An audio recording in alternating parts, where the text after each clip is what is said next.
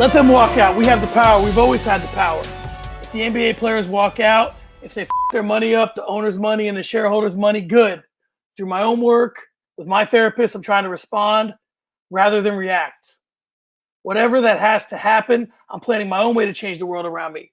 But I'm doing that in my own life, away from the media. I'm trying to respond, not react. That's what they want. And with that, welcome to Early Stoppage, a show where the news of the day is usually given just enough time, but sometimes not enough. If this is your first time stopping by, we thank you. And get ready for something you won't find anywhere else. I'm John Franklin. I'm joined as always by Craig Allen, the godfather of Fight Night Picks. Craig, MMA is coming alive, and how are you? John, I'm well. I've been away for a while. Been here, been there, been doing some stuff. And listen, the world's in a weird place, and we got to bring a little bit of levity to it here and there. So I'm really looking forward to this show. This is my favorite part of the week when we do the show, and I love it. So I'm looking forward to it. Fight Night Picks, doing what my favorite OMC song, How Bizarre, was doing, making moves and starting grooves before they knew we were gone. And on this episode of Early Stoppage, we talk highlights, lowlights, and where Luke Rockhold's comeback lands in between. But first, let's dive into the salacious news of the week coming out of Canada. Craig, soon the leaves will start to change colors with a U, and you'll need to warm up polar bears before the end of the workday to get back to the igloo. Other than the changing of the seasons, your biggest national export other than Sidney Crosby made waves this week as GSP joined BT Sport to talk MMA, boxing, and as always, a return to fighting. While he listed his chances of a comeback as low, he did point out the obvious that, quote, they surely don't want me to run away with the lightweight. And I'm 39 years old. I don't think I could go to 155 pounds without my performance being compromised. Craig, we've talked about plenty of retirements, and this will be the retirement special and returns this year. But with GSP's recent deal with RDS covering the fights and moving somewhat into the media space, does his retirement now feel more official to you? Non, ça change pas ce que moi je pense à propos de GSP. Au Québec, ils pourront pas aller au gym, and let's just switch it right on back. I mean, realistically, looking at GSP, he kind of talked about you can't go to gyms in Quebec. Now, I've seen training videos of guys in Quebec in the gym, so you definitely can. But, you know, you look into it, he's starting to talk about the Lomachenkos of the world. He's starting to kind of talk with a broader overview in MMA. And when you listen to a GSP interview, yeah, he normally takes wide brush strokes. And if you listen to him with Ariel Helwani, they'll talk about kind of what he's doing. And he's kind of a secretive guy. So when I started typing this out, I threw Sidney Crosby in there because I liken GSP so much to Sidney Crosby where, listen, if you're not a hockey fan, you're not going to like any of this. And if you don't speak French, you didn't like the start. So I've already lost a lot of the audience. But Sidney Crosby, if you know hockey, he's a very personal guy. He doesn't let his personal life kind of get out into the spotlight. He's always been like that. He's really good to fans. He treats everybody with a lot of respect. George St. Pierre is kind of like that. You don't hear a lot about George St. Pierre's life outside of the limelight, outside of the octagon. So kind of what he's been doing lately, I've been a little surprised. I like it. I mean, sticking in the Commonwealth with the BT Sport interview with guys over in the UK. But yeah, I mean, kind of talking about everything, making the move to LDS and talking about the sport in Quebec. I think that's huge. I wish, again, that the UFC put more of an emphasis on Quebec and in French-speaking Canada. But to answer the question, does retirement feel more official to me now? Yeah, I really do think it does. I don't see a guy, you know, this deep into it going to 55. We talked about this so much, but I don't see him, you know, making the move, fighting Khabib. I really don't. I think for Khabib, it's the Gaethjes, maybe the McGregor rematches of the world. The GSP rumors are always going to be there, and we're always going to talk about them, especially to open up a show. But yeah, it does feel more official to me now. We don't have a hitting the speed bag this week, but I'll ask you a hitting the speed bag question. Uh-oh. Anyway, what's crazier, Brian Urlacher with hair or George St. Pierre with hair? Urlacher, I think. You know, I'm with you. I think if you're GSP, listen, you got gifted Michael Bisping being a 185-pound champion, so you can come back and get double champ. I guess when you're trying to figure out what you have to gain in coming back, he's already in the GOAT discussion. The further away we get from his career, the more he'll be in the GOAT discussion because other people are putting their legacies on the line. If John Jones loses to Stipe Miocic, which we'll get to later, That takes him a little bit out of the GOAT discussion. Anderson Silva's later part of his career takes him out of the GOAT discussion. Demetrius Johnson's one career, I don't know if it's diminished his career, but it certainly made it easier for us to forget it. So I think that George St. Pierre benefits more with space between himself and his career. I think that Khabib is not the guy that now listen, if he comes back and wins that third belt, it's the case is closed on who the greatest fighter of all time is. But that's a heavy, heavy mountain to climb in going down to 55 and fighting Khabib. Do I think GSP could do it? I think GSP could go 5 rounds with him. And if it goes to the judges, it goes to the judges. So it's interesting. I think he'd have a lot of success on the feet. This is a conversation for another day, but I just think it's so much to risk for GSP when his legacy sort of already solidified. He's already on Mount Rushmore. What does beating Khabib do? You just knock the rest of the faces off Mount Rushmore? Is that the goal? I don't know, man. For me, it's like you're going from Mount Rushmore to the Statue of Liberty, and I've really done a tortured analogy here. But, so that's how I see it. I don't think he's coming back. I think you got Gifted Bisbee. You got any more American landmarks we want to talk about? The Lincoln. Was he going to be the Lincoln? No, go ahead. All right. So, John, you kind of buried it in there, but John Jones has vacated his title, and he's trying to make long-term flirtation wifey. So he said that heavyweight's next for him, and obviously he's looking for a shot at the belt with Stipe Miocic, but Dana White promised the next title shot to Francis Ngannou. Now, Miocic has spoken about it. He said that the Ngannou rematch really isn't all that exciting, and he wants a new challenge. So, John, does Dana White keep his word, or does he go for the bigger fight with John Jones? And is the John Jones fight, I'm going to throw a little bit of hitting the speed bag, a little bit of a curveball here in baseball season. Is John Jones a bigger fight for Stipe than Francis Ngannou? Absolutely, because, people like to paint Francis Ngannou as the big bad wolf. Well, guess what? Stipe Miocic has already been the little pig in the brick house once before, and he already beat him, and he already walked away, still the champ. So for me, I think that as tough as you want to make Francis Ngannou out to be, you can't do it without acknowledging the fact that Stipe's already taken his best shots and still become victorious. We don't know what John Jones is. John Jones is something completely different. I don't think that John Jones would be feared in the way Ngannou would be, because, Ngannou could go in there and knock Miocic's head off. And that's like saying if Mike Tyson fought tomorrow, which he was scheduled to fight a month from now, he's always going to be Mike Tyson. Ngannou is one of those guys that no matter how old he gets, he's always going to strike fear in people's hearts. So I do think that John Jones is a bigger fight because of the Daniel Cormier connection, and they both have 2 victories over Cormier, even though one for Jones was ruled no contest. Yeah, I think that Jones is the more high-profile fight. I think it certainly beating Jones puts Stipe in the GOAT conversation of all of MMA, not just heavyweight. So, yeah, I think it's a bigger fight. Now, in terms of whether or not Dana's going to keep his word, he's tough to peg down on these, man. I think that he thinks that if Ngannou were to beat Miocic, a couple things happen. Now he's got a trilogy fight with those two, and Ngannou can fight Jones.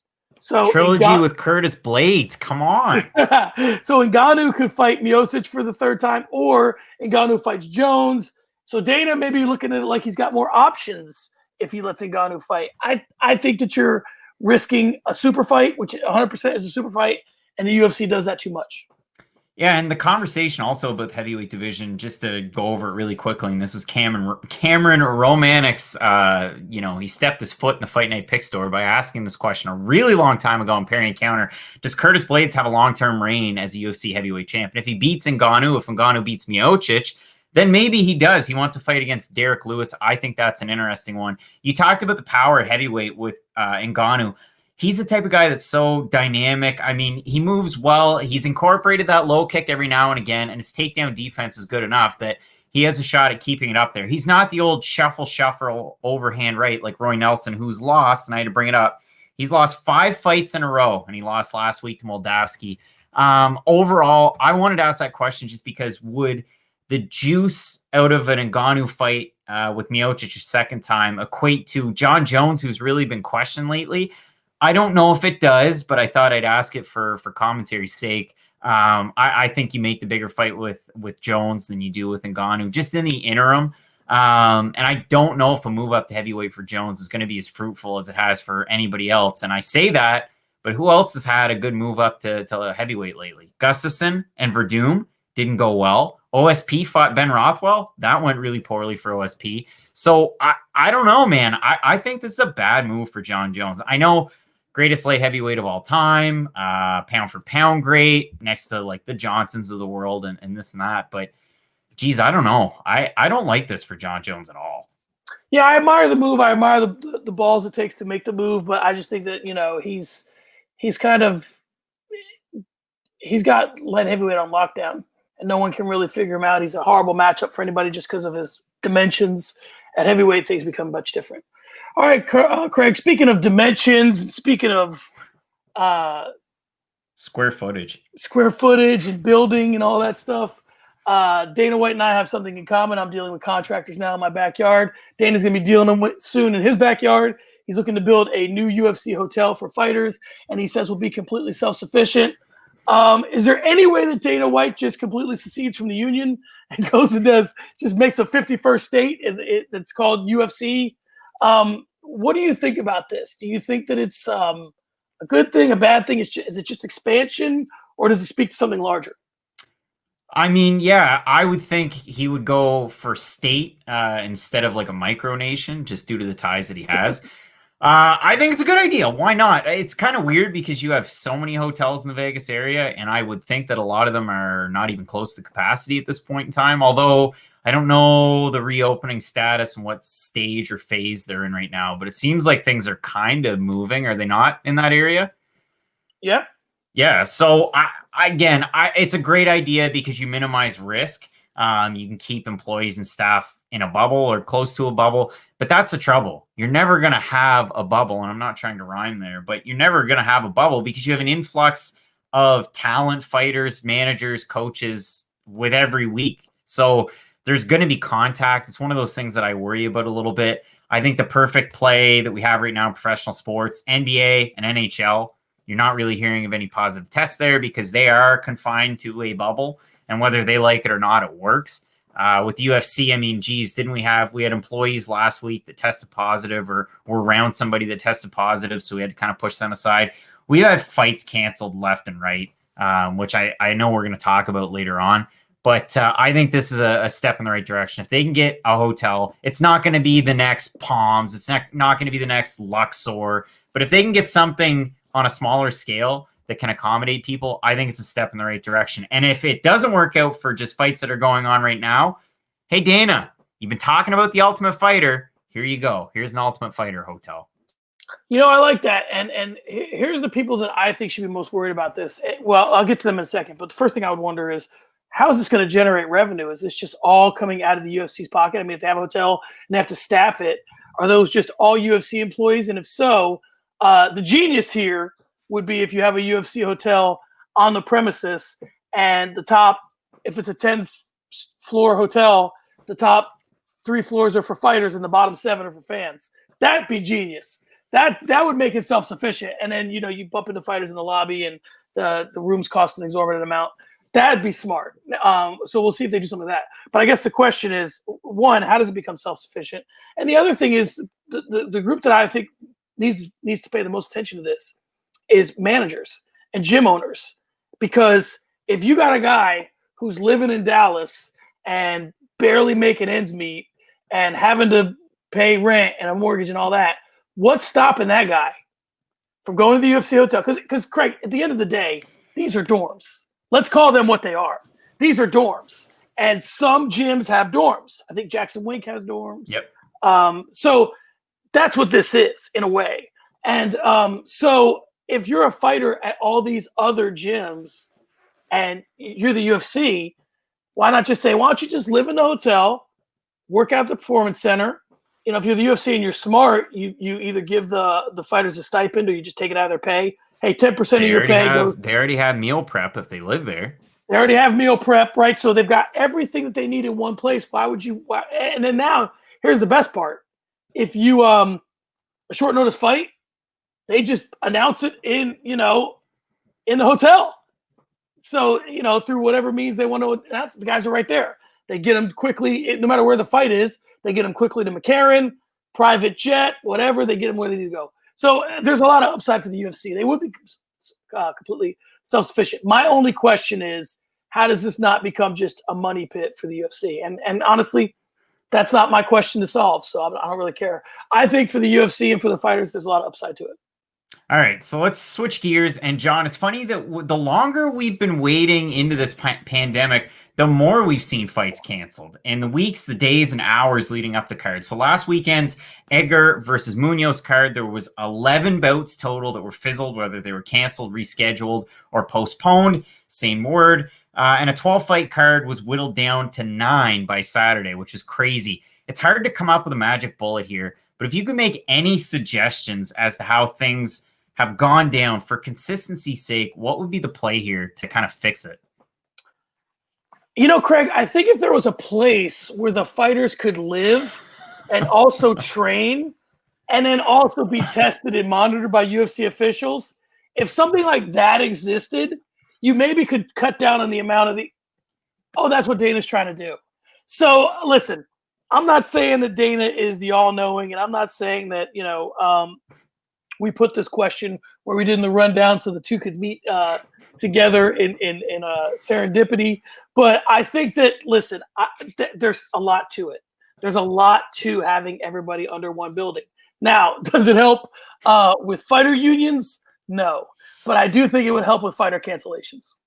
Yeah, and it's one of those things. I mean, you look at it, whether it's Contender Series, whether it's UFC, whether it's Tough, it just helps with all of those. So, yeah, and you look at a fighter, and I don't think we're going to mention him in here, but we have to because we led with a Canadian. So, Anthony Romero, there's a lot of controversy about him winning his fight but not getting a contract. A guy like that, I know he's going to stick around in Vegas. We had Mark Stragel that was supposed to fight Valiev last week. He fizzled out. Kai Kamaka that was in Vegas, he ended up getting a fight and winning. So we've had a lot of fighters so far that have gone to Vegas just hoping to get a chance. Ali Al-Kaizi was another guy that was training there as well, got a shot. So we've had a lot of people. If you could stay on campus and get a fight, it'd be so much easier. So that's probably the magic bullet.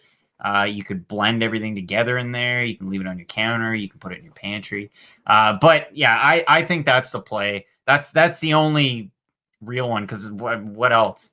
You can't have just guys, gals flying in and then hoping to fight and not having proper testing. That's the only thing, really. All right, Craig, let's move on to Cokerville. Vadim Nemkov defeated Ryan Bader at Bellator 244 to claim the light heavyweight crown. Scott Coker has said that with John Jones departing the division and Corey Anderson leaving the division, that Bellator has the better light heavyweight division between UFC and Bellator. Craig, two questions. One, and real quick, Dana White, for his part, just laughed it off at a press conference and said, isn't he cute and all that? My two questions are, one, do you agree with Coker? And two, if your champion doesn't fight in your division for 3 years, do you even have a division? Or do you even have a champion, I guess? I mean, I love Bellator. I didn't get a chance to watch 244, in all honesty. People always want the Bellator picks, and then they never show up for them. So, hey, come on. But, yeah, I didn't get a chance to watch it. I was hardcore on NBA last weekend and then UFC on Saturday. But, you're Fight Night Picks fan. You know we're Bellator guys. It was an awesome win for Vadim Nemkov. Ryan Bader, at this point in his career, not a fighter at light heavyweight, but had to defend or vacate, so he chose to defend. Gaining Corey Anderson doesn't hurt. Corey Anderson was competitive in the upper echelon of the UFC's light heavyweight division, but being competitive doesn't mean winning a championship. So he's not title material with the UFC. He could be title material with Bellator. I think Nemkov still beats him. Corey Anderson got knocked out by Shogun Hua not that long ago. So take that for what it's worth. Doesn't have the best light heavyweight division. I mean, we're getting excited for what? A third helping of Phil Davis and Lyoto Machida. So if that's what you're hanging your hat on, you do not have a better light heavyweight division than the UFC. I agree. It's hard to argue with what you said, and it's hard to argue with what Dana said, which is their light heavyweight division is comprised primarily of guys that we cut, or let go, or had no interest in pursuing further contracts with. So that's hard to argue. And I think that,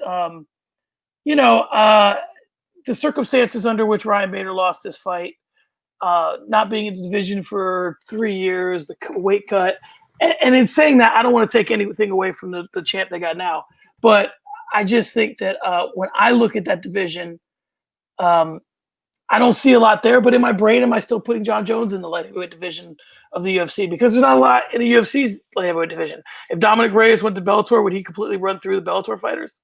I don't know. Would Jan Blachowicz? I don't know. I don't know if I agree that Dominic Reyes would just go into Bellator and start crushing everybody. Maybe. I could be wrong about him. But I do think that the UFC has the better division. But at the same time, it's closer than it's probably ever been. Well, I'm really looking forward to Phil Davis, Lyoto Machida 3. So if we move along, John, you guy, and we have to mention him, Chael Sonnen said this week that a fight between Leon Edwards and Jorge Masvidal can never happen because it sets a precedent. The backstage dust-up can get you a fight, and that's a bad precedent to set. What are your thoughts there? I agree. I mean, what am I going to start disagreeing with Chael now? Come on. I'm building a career off agreeing with him. So listen, I think that yeah, you can't have guys doing that now. Okay, Conor and Khabib were in each other's orbits anyway, but that dolly thrown at that bus certainly didn't hurt. So you can't on the one hand say, well, if a fight's big enough, it's okay that we use this kind of juice to get it going. But if it's just Leon Edwards and Jorge Masvidal, listen, Edwards came out and said some not nice stuff. I will give you really the thickness of it, which was, has everyone realized the whole street Jesus hard man shit was all just marketing yet, and Masvidal is actually a shit journeyman, or people still think he's good? Listen, Jorge Masvidal found the right schedule to build Jorge Masvidal into who he was. Now, all circumstances, right? Darren Till feeling himself a little bit too much. Ben Askren feeling himself a little bit too much. A short notice fight with Kamaru Usman, where you can sort of change the narrative into, I would have looked better with more time. So all of this leads to us thinking that Masvidal may be a better fighter than he in actuality is.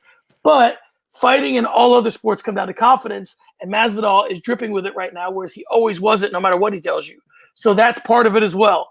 I agree with Chael that you cannot set a precedent where fighters get fights doing things you don't want them to do. Did the UFC, now again, this logic doesn't make any sense, but hear me out. Did the UFC not want Brock Lesnar to fight Daniel Cormier when they let him into the ring and he did his little cringe fest thing? They did.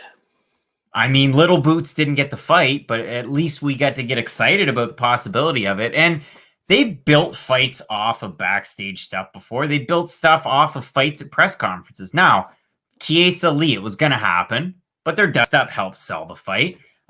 Who the F is that guy? Built Jeremy Stevens up. You know, we can go on and on and on about stuff like that. Daniel Cormier won the Jones fight. Now, we were going to get another Jones fight anyway, but him backstage slamming his feet after finding out John Jones tested positive. Like, there's so many backstage things. Now, were they all dust ups? No. But I think a backstage dust up, if it can help sell a fight, why wouldn't you use it? I don't think it's a terrible precedent. Now, we wade into murky territory. So let's say, for instance, you know, pick a fighter, you know, somebody that's waded into controversy that we talk about every week. Now, Chael Sonnen's retired, so I'm not going to say he's a fighter. But Mike Perry. Let's say Mike Perry goes backstage and confronts somebody that's way above Mike Perry's level. Like, pick a top welterweight. How about Jeff Neal? Mike Perry goes in there and says, Jeff Neal, you're not on my level. I want to fight. Gives him a shove. Okay, maybe Jeff Neal's a poor example, but, you know, somebody like that. Darren Till's an example if Perry fought at 85. Yeah. Or Phil fought at 70. So do you book that fight because Mike Perry does something? No, because Mike Perry doesn't deserve that fight. But you get where I'm coming from. It has to make sense. If those fighters match up well, why wouldn't you use it? So I disagree. I think that this Leon Edwards, Jorge Masvidal stuff, it's easy. It's easy. So why not use it? Yeah, you're starting to turn me around on this a little bit. I will say that I think that, you know, there's been a lot of stuff. I think that the difference in the past is that these guys were already on a collision course. Some of the guys you mentioned, use Cody Garbrandt and TJ Dillashaw, for example. I mean, listen, Garbrandt went for his neck, but it was already on tough, and they were already going to fight. Wouldn't that be a great fight for TJ Dillashaw to come back before a fight for the belt? Now, I know the UFC, or the UFC said that if he comes back, he's fighting for the belt anyway. So maybe that's why they're not giving Aljamain Sterling the fight. Ooh, you're not hearing that commentary anywhere else. That's why you come here. But yeah, I don't know. I like the backstage stuff. Yeah, I'm with you. I get it. I mean, you can't really pick and choose. I think the smart play would be if they don't want to set a precedent of the backstage dust up, then say the winner of the fight gets the next shot at Usman. Because, you know, they were thinking about giving it to Masvidal anyway. Edwards certainly earned it. So, you know, build it a different way, and then maybe you can keep yourself out of trouble with that. All right, Craig, let's move on to sparring sessions. Craig, Patricio Pitbull said he would bet Dana White $1 million that he could beat both the lightweight and the featherweight champions of the UFC. So, Craig, in a world where Dana White would even humor this, do you think Dana would be wise to take this bet? Patricio's had some big fights before, and he's one of those guys that garners views on like everybody on Bellator 244. It's like I don't watch a Bellator card and the ratings suck, but when I watch them, they're good. It's weird. They drew very poorly this past week, if you're not catching my drift. But would Dana be smart to take the bet? Why not? I bet there's a smaller portion of UFC fans that know Patricio Pitbull versus the fans that know maybe even Michael Venom Page or Aaron Chalmers. It's weird to think that way, but Patricio Pitbull is actually, and it should come as no surprise, but he's a great talent. I mean, look at the fights that he's had. Beat Michael Chandler. He's had huge fights at 45. So could he beat those champions? Could he beat Volkanovski and could he beat Khabib? I mean, I'm sure we're going to talk about that. But I think the ball's in Dana's court there, and the picks are in Dana's favor, so to speak. I think his roster speaks for what it is versus Pitbull at this point in his career. It's interesting. I wish we'd have these crossover fights. It's something that everybody talks about. I don't think we're ever going to have it. I think he'd be wise to take the bet. Listen, Dana White's wasted $1 million on, you know, the hush money for ring car girls and all kinds of stuff. So, you know, what's $1 million between friends? So if I was him, I'd take it, at least for Khabib. You know, if you got to bet $1 million on both, if you lose the Volkanovski money, you'll win the Khabib money for sure. So I think it'd be fun. Like you said, we're never going to get them, but they're fun to speculate on. So with that being said, let's move on to take your pick. Can I have a sip first? Can you give me a sip? Yeah. Give me a sip. Yeah, come on. Give me a sip. Oh, okay. Hold on. You ready? Yep. Bring it over. Okay, thanks. So when we look at take your pick, there's a lot of interesting things. And the way that we're going to break this down is you want to go champ UFC versus Bellator. Now, with full disclosure, we're not recycling an old Fight Night Picks video that actually got some traction, surprisingly. But we talked about it, you know, back in the spring when things weren't really moving with the UFC. So we did up all these graphics for all the different fights. So you got, you know, at heavyweight, Miocic versus Bader. Now things have obviously changed. It's such an interesting conversation to have, though, because maybe some of the divisions aren't very close, but there's some that I think you can make an argument either way that maybe Bellator does actually beat the UFC. And of course, Bellator is the only outside organization that you can really have these ones. I mean, yeah, PFL, the Lance Palmers, you could say maybe at 45, he's got a shot. But other than that, you know, it's not really close. The UFC would take it in a landslide. So let's look UFC, Bellator, division by division. Where do you want to start us off here? Oh, let's start with heavyweight. We'll start at the very top. Like you said, Stipe Miocic versus Ryan Bader. Bader just lost at light heavyweight, but, you know, he's a different fighter at heavyweight, and he's a different stylistic matchup for Stipe Miocic than he is for Nemkov. Who do you got here? He ran train through the Bellator Heavyweight Grand Prix. He beat the out of everybody there. I'm cursing and swearing when I don't normally curse and swear because I was so excited about the performances that he put on. Starch Fedor beat the piss out of Matt Mitrione, and I'm not, you know, meathead's meathead, and I like how he walks out to Simple Man and all that, but Ryan Bader beat everybody so soundly. Overhand rights, pounding and thrashing, taking guys down. Now, Nemkov took the shine, so everybody's going to pick Miocic. This is one of the divisions where you can make an argument because Bader's wrestling so good, ASU product. His hands look crisp and great at heavyweight. I think Miocic wins, but it's a competitive fight.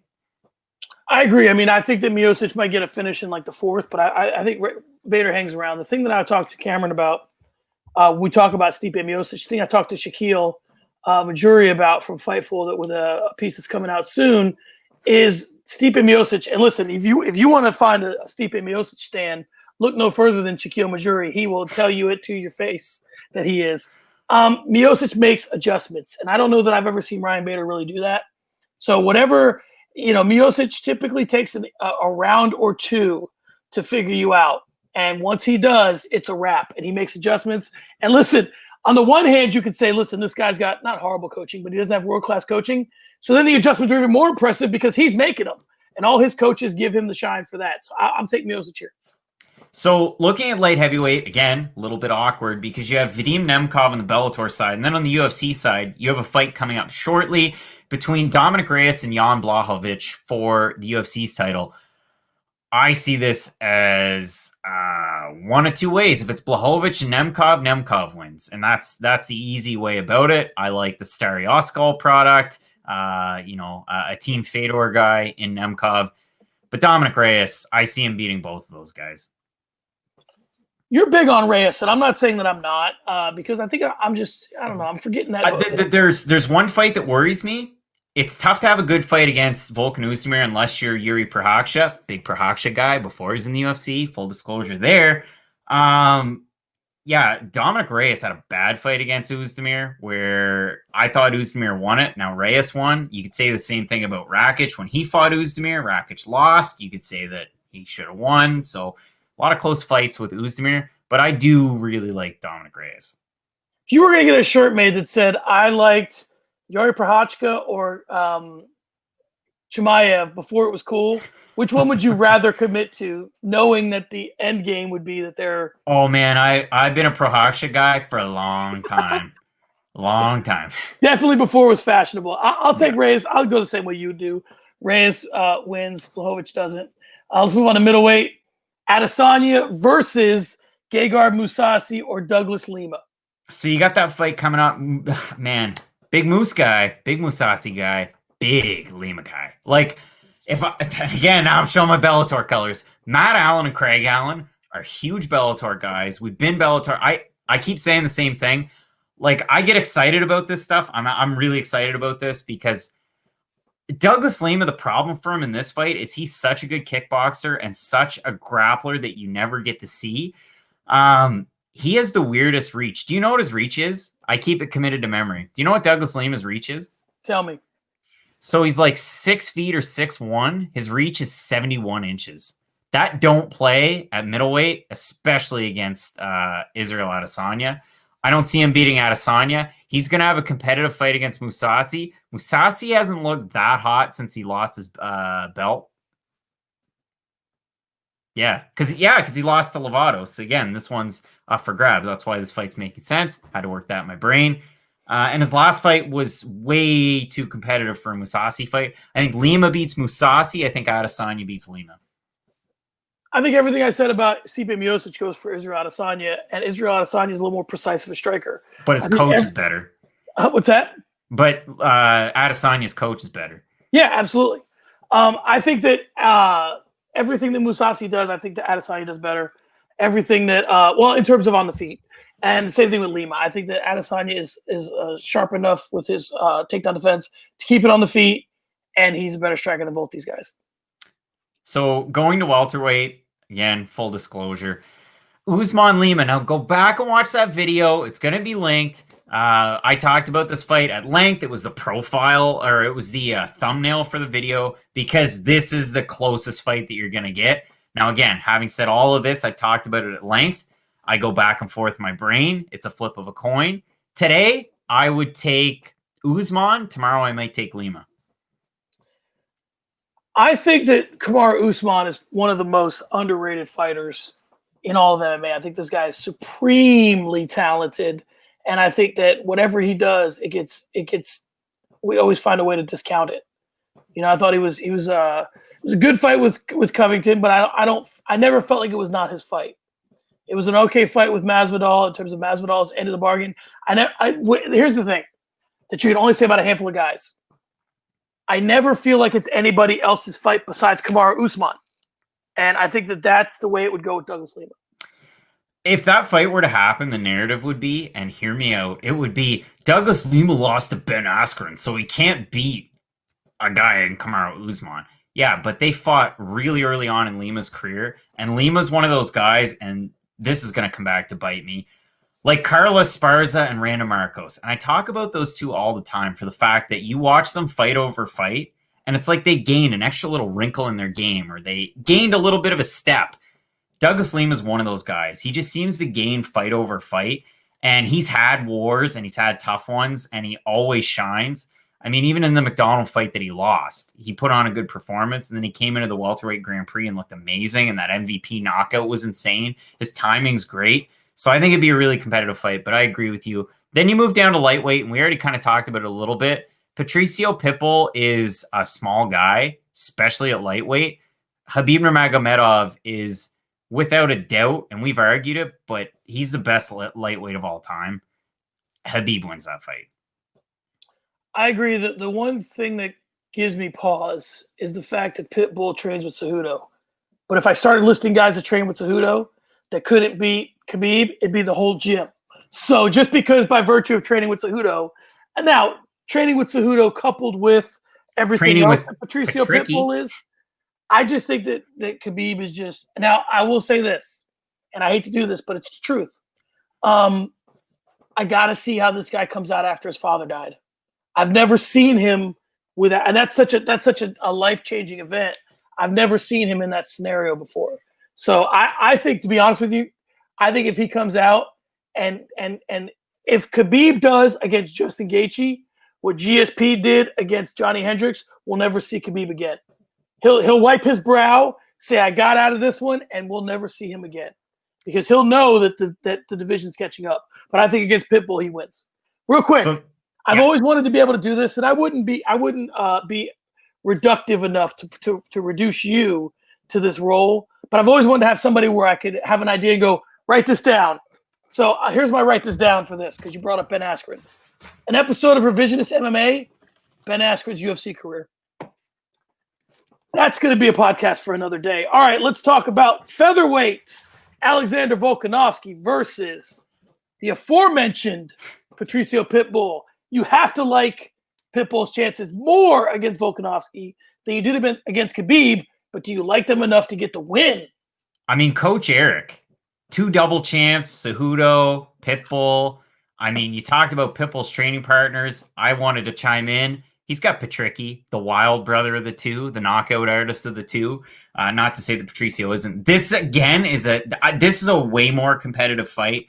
This fight at featherweight, the fight at welterweight with Usman and Lima, and then the fight with Miocic and Bader. Those are the 3 most competitive fights that you can make out of all of these. And you wouldn't have heard Pitbull kind of throwing it out there to Dana White, that little bit of a challenge, if he didn't think that he could win one of these. Well, I think he could. He has a better shot against Volkanovski than he does against Nurmagomedov. Having said that, Volkanovski's such a cerebral fighter. And he's one of those guys that he can make in-fight adjustments. Now, I know against Holloway, it took a little bit of time, and did he win the second fight and whatever. But I think Volkanovski wins this fight. Both guys good wrestlers, both guys good strikers. I give a slight power advantage to Pitbull. I give a technique advantage to Volkanovski. Nuts and bolts, but I think Volkanovski wins that one too.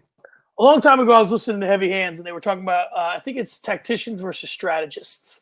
And their thought, and I butcher this every time I do it, so I'm going to over-explain it. But the gist of it is that one, I believe the strategist comes up with they have a game plan for the whole fight. They employ certain techniques, and their goal is to win each round on their way to winning victory. The tactician wants to win every single exchange. The example they used for a tactician was Ben Henderson. Ben Henderson never, when he was in his prime, he never gave an inch. He tried to win every single exchange. If you tried to take him down, he fought it to the bitter end. That's what I think about Alexander Volkanovski. He is, in the best sense of the word, someone who fights to his level of his competition. Meaning, if you're fighting at an 8, he's going to give you a 9 every time. If you're a 5, he's a 6. That's just who he is. And I think that I'm interested to see him challenged. But do I think Patricio Pitbull is going to challenge him in a way that Max Holloway never did? No. So I would give the edge. Although I think it's a closer fight, I'd still give the edge to Volkanovski. So going from featherweight to featherweight, you look Bellator and UFC, and you're fortunate because you have these divisions. The rematch between Amanda Nunes and Chris Cyborg, do you see it going differently than their first fight? This fight would be interesting because what of these? I think that occasionally some of these things should happen on either neutral territory or like how in the PFL. How interesting would this fight be in Bellator? With just the whole mood of it being Amanda Nunes, a UFC fighter, kind of like when Chuck went to Pride and had to fight Rampage, but it was in Japan, and it's like, and the whole fight was just different because it was in Japan. So I think Amanda is a way better fighter than Chris Cyborg. She proved it by completely tossing her the most thorough beating Chris Cyborg's ever gotten in her life. I think that under the circumstances of it being in the Bellator cage, it might be a little closer, but not by much. Now, I would bring that narrative up, and I think that's what everybody would do too. The only thing that makes me kind of scratch my head is the fight that Cyborg had against Julia Budd. I picked Julia Budd to win that fight. She didn't win that fight. Chris Cyborg looked amazing in that one against somebody who can wrestle, somebody who can strike. Julia Budd can control distance. She's so powerful, such a good fighter, and had a huge win over Jessie Mealy last week that nobody saw because Bellator 244 didn't draw. Yeah, I see Nunes winning this one. The question I have for you, would it be at the WinStar World Casino or the Mohegan Sun? WinStar. WinStar, okay. That's Thackerville, right? Yeah, that is Thackerville. That's a Thackerville fight for sure. All right, bantamweight, 135 pounds for the men. Petr Yan versus Juan Archuleta or Patchy Mix. Who do you got here? Okay, on the Bellator side, the quick breakdown. So Fight Night picks one. Archuleta, Patchy Mix, great fight. Archuleta, really good stand-up, good takedown defense. He can pressure. Patchy Mix, though, holy smokes. If you don't know Patchy Mix, you got to know this guy. He is one of the most, and I say this, he's slippery. Just like a basketball player that you watch and then you close your eyes, you blink, the guy's in the corner shooting a three and nobody saw him there. Patchy Mix is just like that in MMA. You rarely find a person like this that can just, he's got a guy on the ground and all of a sudden he's in a Sulev stretch. Holy smokes, who did that? It's Patchy Mix, and nobody's talking about him, or they're not talking about him enough. I love everything about Mix's game. He's a Jackson Wink guy. I think Mix actually beats Archuleta. I don't know about the Petr Yan fight. I would want to see him against Yan. I'd love to see that fight. I think it'd be great. But I think Jan's stand-up's too good. And so by me saying his stand-up's better and he would beat Mix, he definitely beats Archuleta. So this is one of those things where it's like you get to the bottom of a card or any kind of thing that you're doing and you say, somebody from Bellator's got to win, right? I mean, just the law of the averages is that not every UFC fighter is going to win. This is the one where I say that Petr Yan loses against either guy, just because someone has to lose. And this is the fight that I feel is the closest. That is definitely me underrating Petr Yan, but I'd give either Archuleta or Mix the W. Okay, so having said that, we go to women's flyweight. Valentina Shevchenko beats Lima McFarland. It's not even close. I wanted to do the same logic for this one that I did for the Petr Yan fight, but listen. Valentina Shevchenko is like what you talked about earlier, which is every time she comes out, there's a little bit of a wrinkle. She's already world-class in what she does over all the people that she fights, and yet she continues to evolve her game. She has her eyes, I believe, on something much larger than what's in front of her, which is probably a rematch with Amanda Nunes and ultimately a victory. So she continues to evolve her game into something it would need to be to win that fight, not her next fight. Fair enough. I agree with you. All right, I want to talk about, there's been a lot of fights that are coming up, a lot of high-profile fights. I want to rank them. I'm not going to put you on the spot to pick them, but I do want to rank them. I'll give you the list. You tell me what you think. I'll write them down, and I'll, you know how we do it. So this is going to be a rank 'em segment. I gotta know, and there's one missing here, which is Amanda Nunes and Megan Anderson. So we'll throw that in. But this has kind of been put out by ESPN MMA. So we'll start. I'll give you the list, and then you can tell me what you like. First off, we got Israel Adesanya fighting Paulo Costa. We got Colby Covington fighting Tyron Woodley. Dominic Reyes fighting Jan Blachowicz for the light heavyweight belt. The Adesanya Costa fight for the 85 belt. Brian Ortega versus the Korean Zombie. Khabib Nurmagomedov and Justin Gaethje for the 155-pound belt. Robert Whittaker and Jared Cannonier. Valentina Shevchenko and Jennifer Maia for the 125-pound belt. Davison Figueiredo and Cody Garbrandt also for the 125-pound belt, this time on the men's side. And then Curtis Blades and Derek Lewis for no belt. And then the aforementioned Amanda Nunes versus Megan Anderson. So you go ahead and list them. You rank them. I'll do the heavy lifting of keeping track of who you say. It's tough because the way that I look at it is I'm factoring two things in. Thing one, excitement level. Thing two, competitiveness of the fight. There's a few fights in here that I don't see as being overly competitive, and it's kind of a shame because one of them, if you made this fight 2 years ago, it would have been an awesome fight. It would have headlined a pay-per-view. It would have sold a lot. It was a fight that was already booked. Covington Woodley, I'm not as excited as I was about it at all because of how Woodley's fought in his last two. Full disclosure, as an MMA fan, before I get into MMA media, Tyron Woodley was one of, if not my favorite fighter. And I'm not joking. I loved Tyron Woodley on the way up. The Lawler fight, the Koscheck knockout. This guy is such a good fighter, just not in his last two fights. So it's tough to get excited for that one. And Curtis Blades, Derek Lewis. I mean, yeah, Alexei Oleinik couldn't submit him. So who's to say that, you know, Curtis Blades takes him down and keeps him there?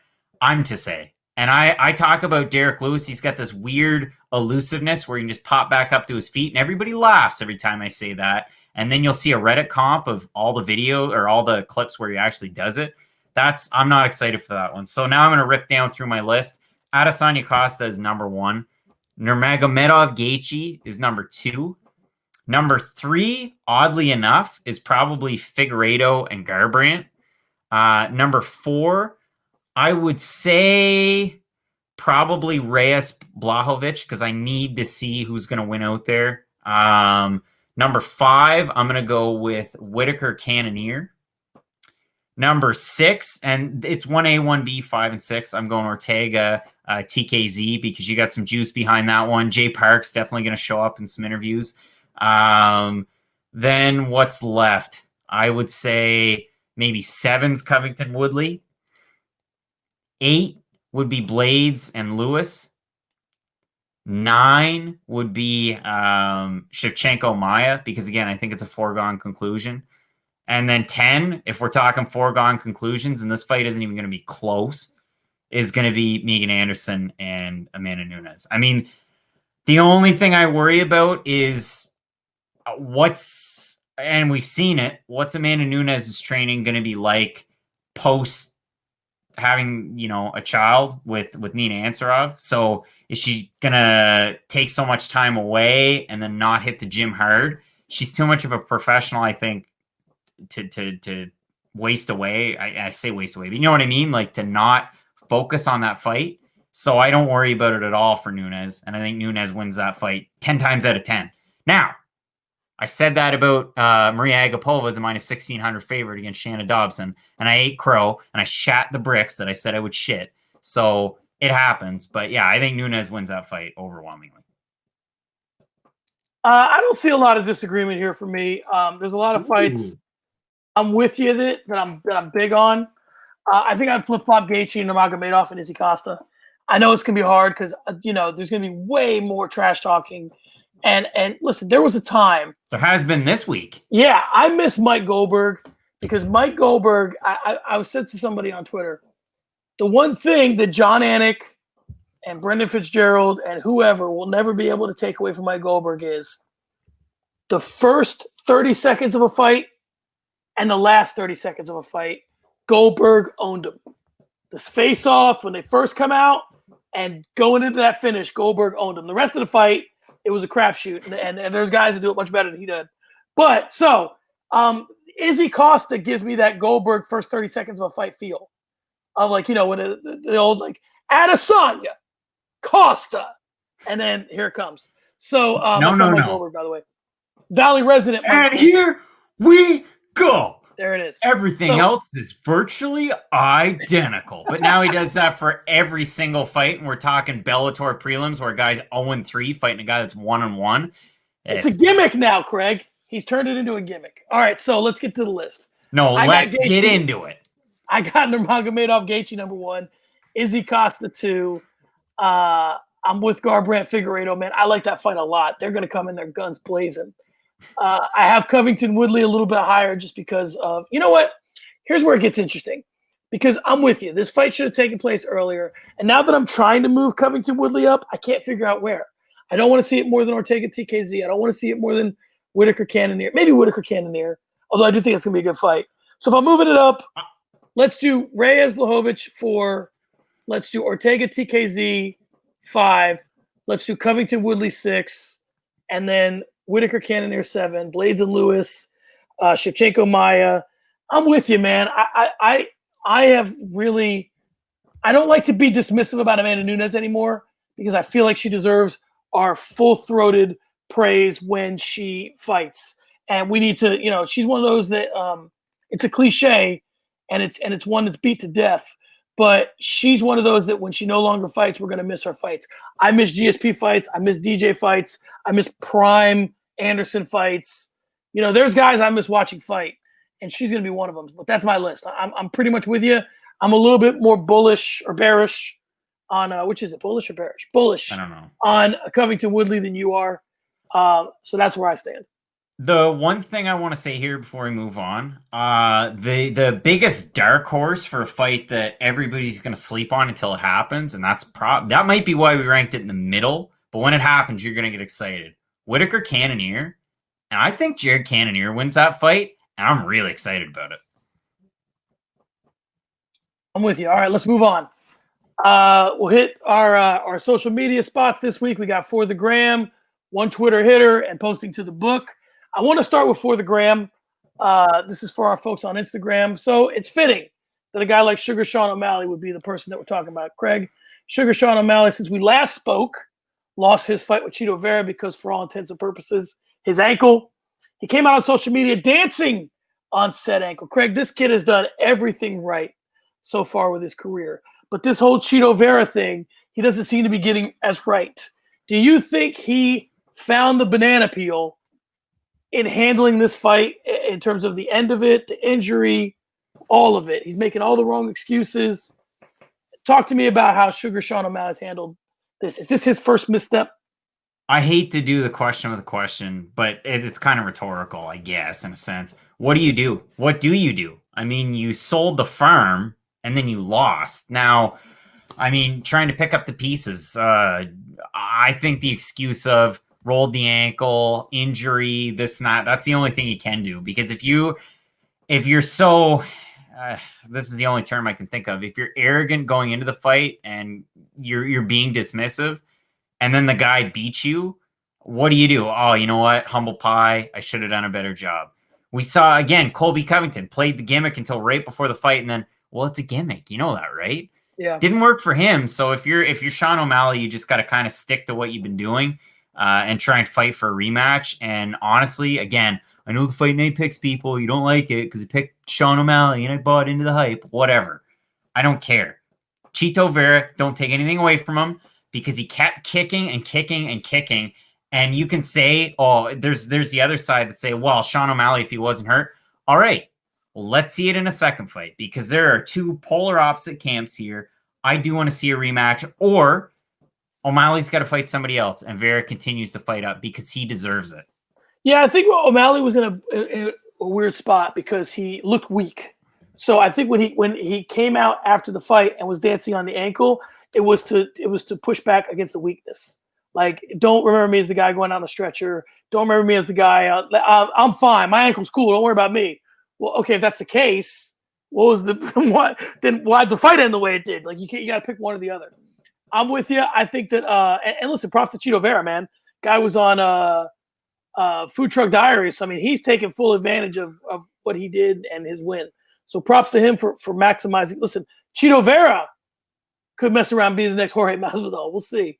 But, yeah, I'm with you, man. I think that if you're O'Malley, I do what Connor did with Nate and say, I want the fight. I want it again. I want it all the stipulations the same. I want it the apex as soon as possible. And if I'm Chito Vera, I don't take it.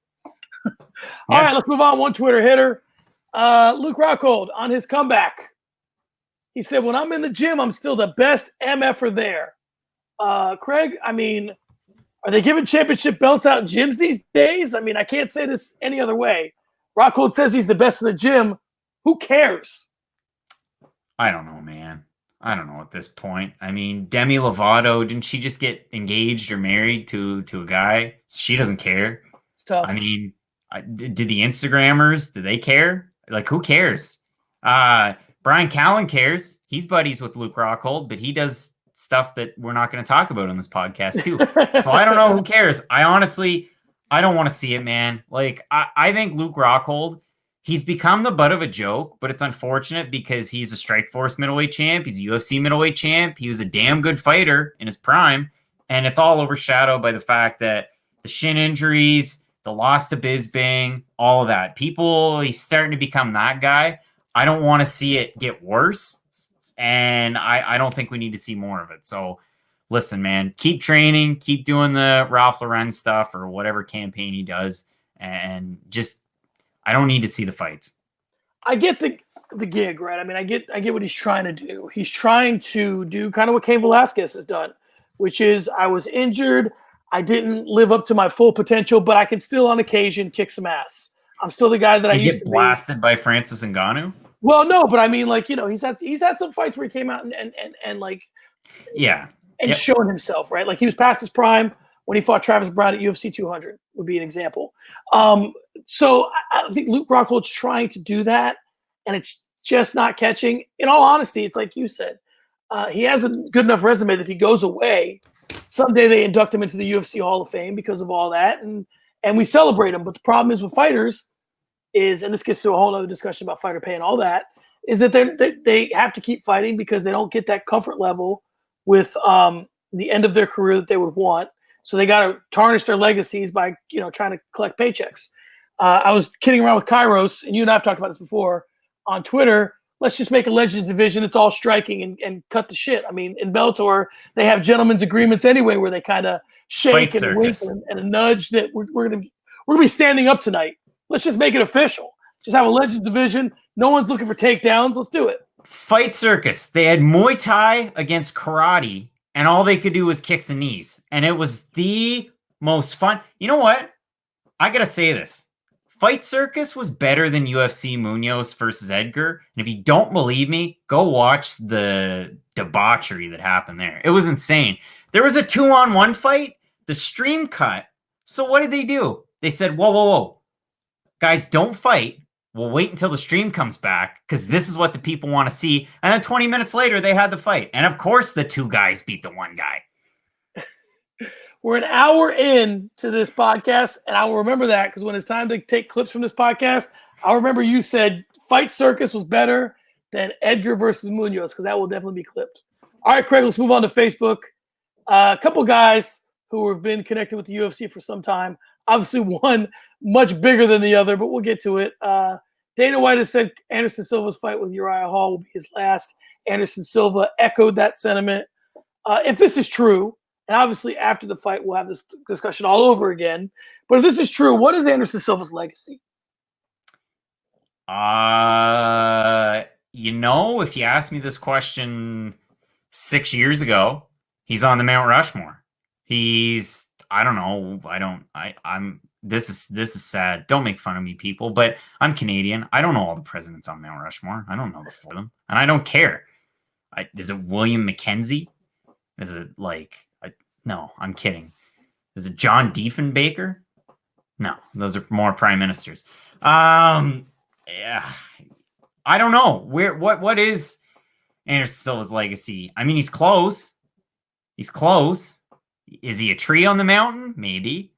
He's up there. But yeah, if he fights Uriah Hall and he loses, you're like, again, we're doing this BJ Penn thing, and I don't like it. It's not good. Is he the best middleweight of all time? Yeah. But is he the best fighter of all time? Is he even in the pound for pound conversation anymore? He's way out of his prime. So it shouldn't affect it, but it will. So what's his legacy? He probably fought for too long. And he's the best at middleweight of all time. Yeah, I agree. He's the best middleweight of all time. And I think that one of his legacies is or should be a willingness to fight, and a willingness to fight on short notice, and a willingness to fight in other divisions. I mean, listen, I'm sure he was paid handsomely for this, but the balls it takes to show up at UFC 200 and fight Daniel Cormier on short notice cannot be overstated. I mean, that takes a lot of balls to do, and he did it. He fought Forrest Griffin, who's a Hall of Famer. He fought, he's fought the Adesanya fight. Yeah. Okay. He has a willingness to get in there and fight that is unmatched. Another person has a willingness to fight that is close to or very near that is Diego Sanchez. Diego Sanchez is fighting Jake Matthews. He said it could be his last. Craig, I don't know what comes with Josh Fabia. That's the guy I'm really worried about in all this. But Sanchez told Mike Zwick this could be it. Diego's kind of turned himself into a punchline in recent years, which is presuming that he wasn't a punchline before. But he's the last man standing from season 1. So how should Diego Sanchez be remembered? UFC Hall of Famer, put on exciting fights. I wouldn't say he hung on too late, because if you look at his track record, he's won. Now, of course, his last fight, he won, but did he win? He won. But yeah, I think that's all you could say. And I mean, he's already in the Hall of Fame, the fight wing for his fight with Clay Guida. So yeah, an all-timer, an odd cat, but put on really good fights.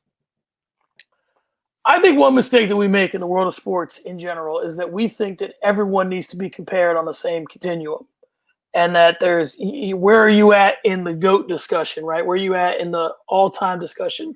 For me, I think there's guys like, and I don't really want to associate this name too closely with Diego Sanchez, but I'll say it for this reason. I think there's guys like Arturo Gatti who are all over combat sports. They're guys that show up and really put on a fight. And when I remember Diego Sanchez, I'll remember the quirkiness of season 1 of The Ultimate Fighter, the fact that he won it. But I'll remember like the Melendez fight, the Guida fight. I mean, that's the kind of stuff that's going to stick out to me. And I think that is worth, a willingness to fight guys at different weight classes. Listen, I'm just going to, all right, I got to do this because it has to be done. Not many guys can you say deserve to be Hall of Famers. And listen, we're talking more about Diego Sanchez with Anderson Silva, but that's because Anderson's a little more open shut case. But I'm going to list you the names of guys Diego Sanchez has fought. And now, has he beaten them all? No, but just a willingness to even fight these guys says a lot about who he is. All right.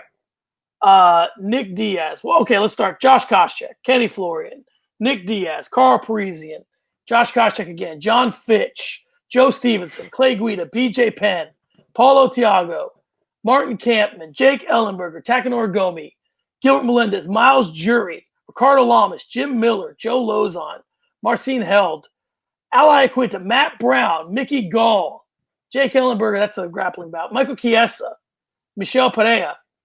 Dude, I mean, is that a list of guys or is that a list of guys? Throw in the Thundercat Craig White and he beat him. Throw him in there. So listen, I think Diego should be remembered for his willingness to take fights and his willingness to engage in those fights. All right, Craig, let's move on to start the conversation. We'll tip our hats to MMA Reddit. We'll start the conversation this week. Craig, it's the elephant in the room. We've avoided it all show.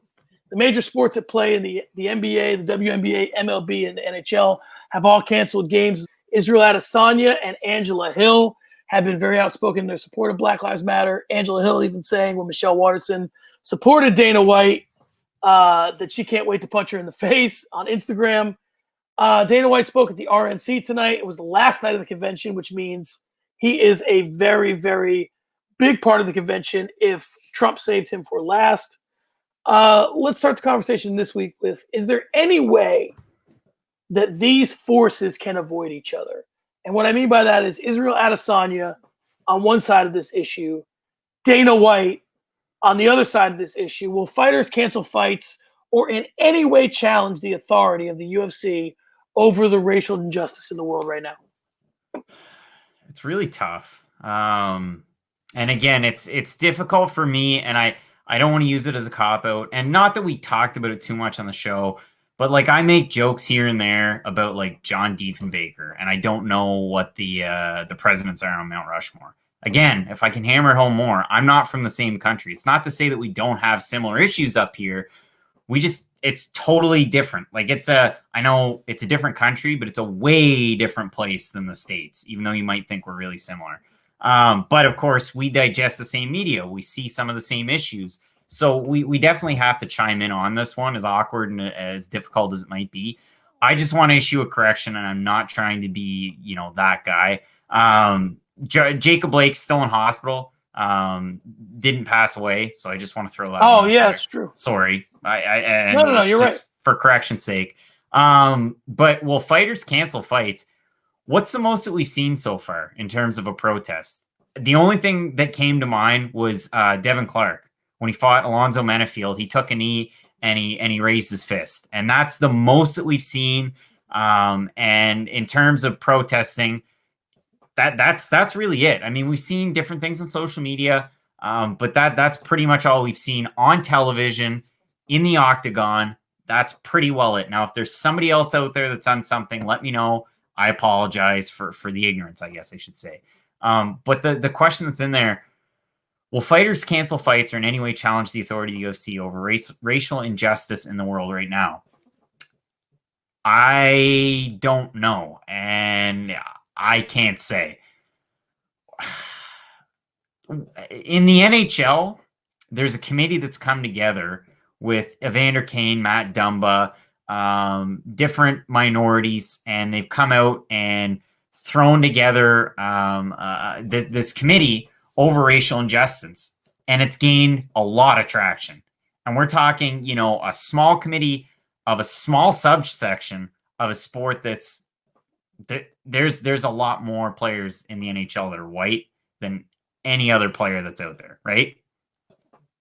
But MMA is such a multicultural sport. That's why we enjoy it so much. You could be a fighter from Serbia, and you have just as good of a shot as somebody that's from Brazil, as somebody that's from Louisiana, as somebody that's from Maine. You really do. It's such a special sport. With that, we have a lot more representation from all of these different parts in the world. And I think really more should be done. We haven't seen enough. And Dana White went on television today and harped on the fact that UFC, we were the first ones back. We led the change in terms of the business world. And to an extent, they were a guinea pig for other things in other parts of the country and other organizations reopening. And they put forth a good example.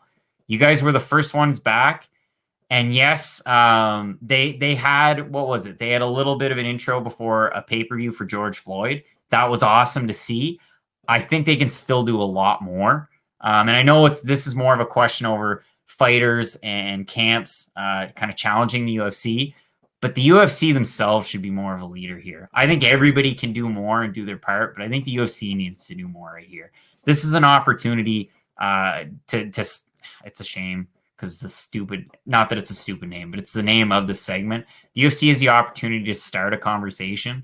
And I think if they don't do anything this week, then you're missing that opportunity. And it doesn't set a good precedent. Go out there, have a statement. And if you're a fighter and you don't like what they're doing, all right, yeah, maybe cancel a fight. Maybe walk out. Maybe make the walk to the octagon and make the walk right back into your locker. And who's going to blame somebody for doing that? I'm certainly not. But yeah, I'd like to see more done because this is a sport where we have so much representation. I think we need it. I agree. I think there's a couple different ways this can be handled. I think that the elephant in the room for the UFC, I mean, this is the elephant in the room for us, but the elephant in the room for the UFC is that all the UFC fighters know how much Dana White supports Donald Trump. And that's a place they need to tread very lightly when it comes to Dana White and pushing back. I think that if I was Dana White, I'll tell you what I would do if I was all the parties involved. If I was Dana White, I would have someone in charge of this in the UFC that wasn't me, so that they're the face of it. And, maybe a former player or a former fighter. Here's a perfect guy to do it, Rashad Evans. Take Rashad Evans. Rashad Evans is the face of this. And you let him make the statements. You let him talk to fighters and do all that. So it's not you doing it, but it's being handled, right? So you're not publicly contradicting Trump, but it's still being addressed. That's one way to do it. Here's what I would do if I was Israel Adesanya. And Israel Adesanya is the guy here. He's the guy that's been very vocal about Black Lives Matter. He's the guy that's most famous. He's the biggest fighter in the company right now. Here's what I would do if I was Israel Adesanya. Number one, I would reach out to LeBron James this week and say, can we meet? I would say, I want to get more involved in this. I want to have all sports come together. Back in the day, Bill Russell and Muhammad Ali and Kareem Abdul-Jabbar and Jim Brown all got together over civil rights. If I was Israel Adesanya, I would push for something like that this week while the iron is hot, while LeBron James is upset as he can be about it. Listen, had this cancellation of playoff games had gone longer, it would have probably helped. Now that the NBA is resuming, it might be a little more difficult for Israel, but I at least reach out. And if I am Israel Adesanya, and I'm not saying this in any way as a joke, if I was Israel Adesanya, I would weigh in for my fight with Paulo Costa, and the day of the fight say, or at the weigh-in say, I'm not fighting tomorrow night unless Black Lives Matter is on that canvas. I think it's a statement. I think it's saying you're not asking for the world, but you're saying, I watch an NBA game, I see Black Lives Matter. You show me that you're committed to Black Lives. If Black Lives Matter ain't on that canvas, you waste all this space on this canvas with all this bullshit of products and corn nuts and dude wipes and all this bullshit that you're making money off of. Black Lives Matter should be on that canvas. If it's not, I'm not fighting. And I would challenge Paulo Costa to back me up on it. I mean, maybe these guys, and Adesanya Costa is the perfect example. You see what they're doing right now. They're selling a fight. Maybe they really don't like each other. They're selling a fight. But behind closed doors, those are the conversations that can definitely happen. From manager to manager, it can happen. But between the two guys, I mean, I'm sure there's dialogue behind the scenes. Something has to happen because you cannot sit idly by and do nothing. That's just such a bad look. And again, not to put pressure on guys, but this is the time when it's like, hey, do what you can, right? Woodley against Covington. I think that Woodley against Covington is an opportunity to make a statement because honestly, and this is a lot of pressure to put on Tyron Woodley, and I'm not trying to do that. But losing to Colby Covington, it really is going to take a little bit of the air out of things, right? So at least use it as an opportunity to make a political statement and say, listen, I would, if I'm Tyron Woodley, make the same claim. Now, he doesn't have the juice Adesanya does right now, but I would want Colby Covington to have to step on a canvas that says Black Lives Matter if he wanted to fight me. And you got to do the leverage. Now, now let's talk. Now you got Israel Adesanya, Tyron Woodley, and Kamaru Usman banding together and all saying this kind of stuff.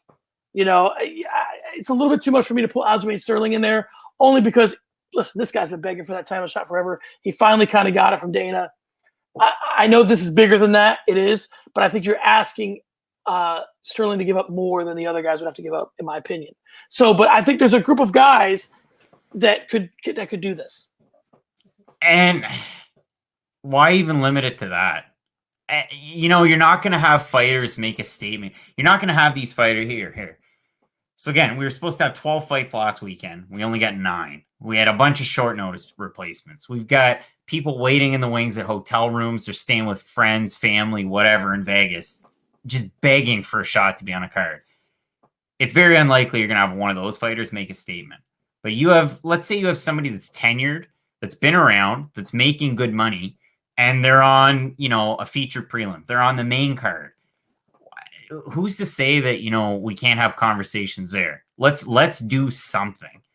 Whether we're fighters, and again, the proactive approach should be, I love the example you made. Have somebody, an outside force, not even an outside force, somebody that's involved with the organizations that's not Dana White, because he's not the guy that you want to have in charge of making he's not going to do it positive anyway, change. so, yeah. And he's not going to do it anyway. So have somebody in a position of power to say, look, we need to make a change. We're going to work with the fighters and come up with something. You need something.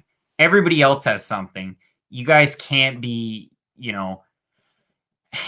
not that, and I said it was a bad look, and I thought about what I said. That's not really what I meant. You have to do something. You have to do something. Yeah, and honestly, idly by. And honestly, I'm not here to put all the pressure on the black athletes. Really, it's not only their fight. If you're Justin Gaethje, and I don't know, listen, Justin Gaethje's from Arizona, and I've met him a couple times. He seems like a good dude. I don't know where he stands politically. But a guy like Justin Gaethje saying, guess what? I'm not fighting Khabib. How about that? Until we get some justice. I don't see to me, the way I look at it, and again, what do I know and what can I say? I'm a white Canadian, so I don't know anything. To me, I see it less of it shouldn't be a political thing. It's a human rights thing. I agree. You got to wake up and make a change because this is ridiculous. It's just it's upsetting. It really upsets me. It's not simple in my mind. Again, dumb Canadian on the East Coast. What do I know? I don't see why people can't work hand in hand. But yeah, it's definitely bigger than that. But I don't see why it's a political thing. It's a human rights thing, and you got to wake up and make a change. And listen, you got to realize that I'm with you. And the other part that I look at this is you got to look around you, and you got to say, okay, who's with this situation and who's not, and how much do I need to be involved with people that aren't? I'll spare you guys the whole story, and I'm no hero, but I used to do podcasts with a dude I don't see eye to eye with, and we don't. Those are the discussions we have now, and they're very limited and they're very heated. And I made a decision that this is how he and I were going to interact. And that's the way it is. And I'm not, again, making myself out to be a hero in saying that. I'm only saying that when it came time to make a decision about who I was going to associate myself with, I looked at that person very critically. And I think that that's what people got to do. They got to say to themselves, listen, this is going to sound weird, but do I want to be in Bellator with Scott Coker? Or do I want to be in the same promotion with the guy that's speaking on the last night of the RNC? That's standing up for Trump. I mean, you got to make these decisions. So it's where you're at, Say what you want to about the NBA players, and they only really sat out a couple of games. But I'm of the belief, and I know that everybody's revisionist history is Kyrie Irving was right. They should have never played. If they're boycotting, they should have never played.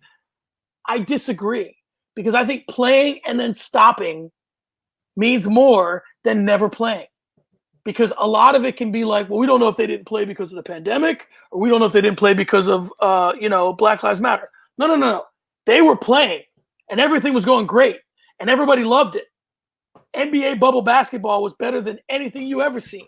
I watched it over Bellator. And right. I didn't even have a team I was rooting for. I was excited for Portland Lakers. Portland was great. LA was coming on. Like, bubble basketball was better than anything we thought it was going to be. And they walked away from that. That, to me, is more of a statement than just merely never playing. And having some guys like, I don't know about COVID. I don't know if the bubble's going to work. We knew the bubble worked. So that, to me, is more of a statement. I'm glad they played. I'm glad they stopped. I think now it's time for some other people to step up. And I will happily step up in any way. If people hear this and want to challenge me on Twitter, Instagram, trust me. Try me. Try to challenge me on what I'm willing to do, and we'll see how it goes. All right, Craig. That was a lot. That was quite a conversation we started there. All right, guys. That's it. This episode of Early Stoppage of Fight Night Picks is in the books. Be sure and comment under the video. Let us know what you'd like to see next from the show here on YouTube, but also on iTunes and Spotify. If you completely disagree with me on Start the Conversation, please put it in the comments because I love to know who you are. Craig can be followed at Craig Allen FMP. I can be followed at SM Cornerman. The fight has been stopped. We'll see you next week. Craig, say something witty. I'm going to say something totally different and totally out of left field. A well-deserved retirement for Ray Borg. I know he's gone through a lot of tough things in the last couple of years. And you might try and crack wise and go on his Tapology page and see all of the fights that he had that were canceled or fizzled or postponed. And some of them on incredibly short notice. And it left the other guy on the other side of the octagon in a really tough spot. But just realize what that guy is going through and try and put yourself in his shoes. Fought for a title, and yeah, he lost, but who cares? At a really young age, hopefully he can take the time away. Maybe it's a real retirement. Maybe it's short-lived, but good luck to him, and keep him in your thoughts. Absolutely. Good luck to Ray Borg, and I think that he is someone who you'd love to see have another chapter in this. Like, go off someday and be like Mike Brown, or go be somebody. Mike Brown's a world champion, but I mean, go off and have a second life as a coach or do something else. And listen, this guy takes a lot of shit on this program all the time. But Brendan Schaub, you can get into the details of what exactly he did. But when Ray Borg was having his problems, Brendan Schaub stood up and looked out for him. So as much shit as Brendan Schaub gets from us, I'll go ahead and give him a salute for that. a salute to Ray Borg for all he's been through and still fighting well enough to get himself a title shot. So he's a stud. We wish him the best. And there you have it. See you next week. Peace.